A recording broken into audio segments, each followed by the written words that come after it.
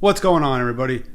Welcome back to Moonbill Garage, and today I'm going to show you how I lowered my 1975 Dodge D100 with just two sets of parts, one of which is OEM. Keep watching.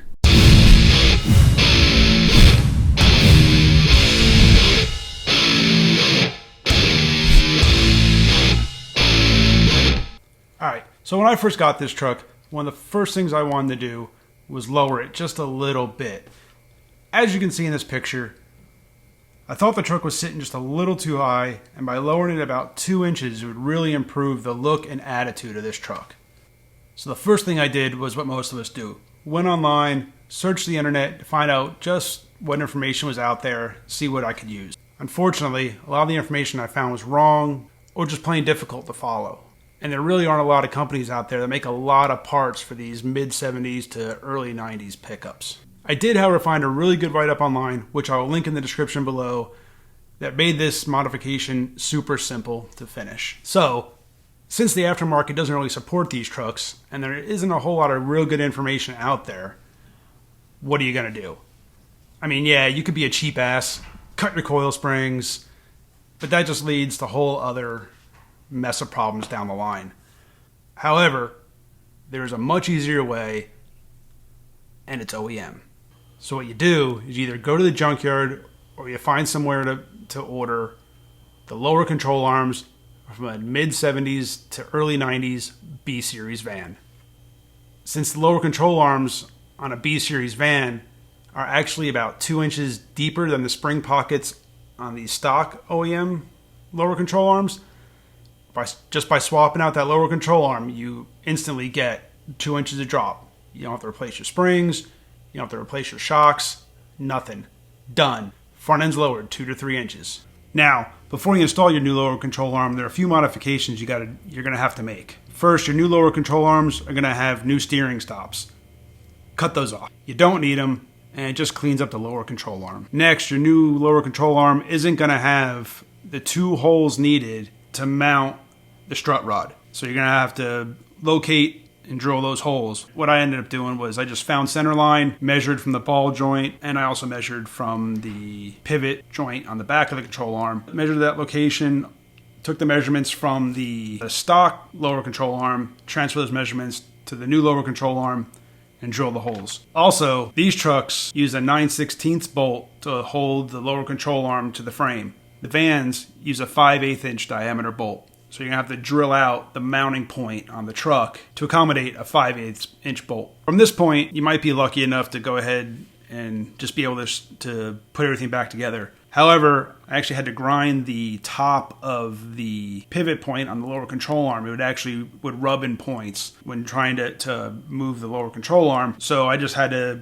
grind a little bit, put it in there, check for fit, move the control arm up and down, make sure it moved freely. And once I got some of that grinding done on the top side where it kind of went up inside the mount, once I got that ground down, then I had no more issues. Putting everything back together is just the opposite. Bolt in the control arm, slide the coil spring in, jack it up a little bit, jack the control arm up just a little bit to compress the spring, bolt up your strut rod. You can put your spindle back in. I would suggest you put your spindle together. If you took it apart to begin with, I would suggest you go ahead and bolt it back together, make it a one piece, get it back to one piece. Then you can slide it in on the ball joints, compress the control arm up a little bit more just to get it to seat on the ball joints. Then you can tighten the ball joints down, slide your shock in from the bottom, bolt it all back together, put your brakes back together. I forgot to mention, I also ended up replacing the outer tie rod end on the steering. I also ended up replacing my rubber brake line from the frame to the caliper. That was all dry rotted, and so I ended up replacing that also.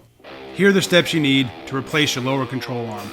So since I was already tearing the front end apart, and I didn't want to go in here more than I had to, I ended up replacing a bunch of the parts that had to come off anyway to get this lower control arm replaced. The first step to getting your lower control arm out is to remove your brake caliper and your rotor. I ended up replacing the rotor, the bearings, and the brake pads, since these were all pretty worn out anyway when I first started tearing this thing apart. Next, you're going to want to support the lower control arm with a jack. You're going to want to be careful where you put it, just so it doesn't get in the way of you trying to remove the shock. But you need to make sure your front end is up high enough and your lower control arm is compressed enough that you can get that shock out of there. To remove the shock, there's just 2 bolts in the bottom, 1 on the top, and then it just slides out the bottom, so it's out from inside the coil spring. I ended up replacing this shock also, since again, I had it out, I might as well go ahead and replace it. After removing the shock, you're going to want to remove the spindle, and this can be done one of 2 ways. First, you can attempt to remove the spindle with a pickle fork, maybe a dead blow hammer, and separate the spindle from the ball joints. Or, as shown in this diagram, there are 2 bolts that hold the steering arm onto the spindle. This effectively splits the spindle in 2 and gives you the ability to then lower the control arm enough to get the coil spring out, and then you can take your time removing each of the 2 halves of the spindle from their ball joints. Once this was done, I ended up replacing the upper ball joint and the upper control arm bushings. Now, that upper ball joint is actually a thread-in kind, and that actually takes a 2 9/64 inch socket. I'll include a link to that socket in the description below. Once you get the socket and a really good breaker bar, you can go ahead and get that upper ball joint out. As far as the lower ball joint, the lower control arms come with a new ball joint installed. However, there seems to be some confusion, some misinformation out there, or some conflicting information that says whether or not that ball joint, since you're getting a control arm for a van, is actually going to fit the truck. So I ended up replacing that lower ball joint. However, I don't remember if I actually compared the one I removed with the new one to see if there was any difference in the 2. I just ended up replacing it just to be on the safe side, and I knew it would fit. Before lowering the control arm, you're going to want to unbolt the strut rod from the lower control arm, which that'll also be highlighted in this diagram here. Once the strut rod is unbolted from the lower control arm, then you can lower your jack, which will lower your front control arm, which will then give you enough room to get that coil spring out. Then all you got to do is take that rear bolt out of the lower control arm, and you're done. Here on the rear, it's even easier. Let me show you. To lower the rear, the only part you really got to replace is the rear shackle.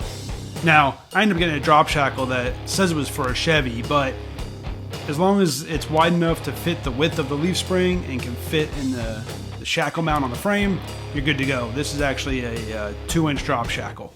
Now, the other thing you need to do is flip your front spring hanger. So what you do is take an air hammer.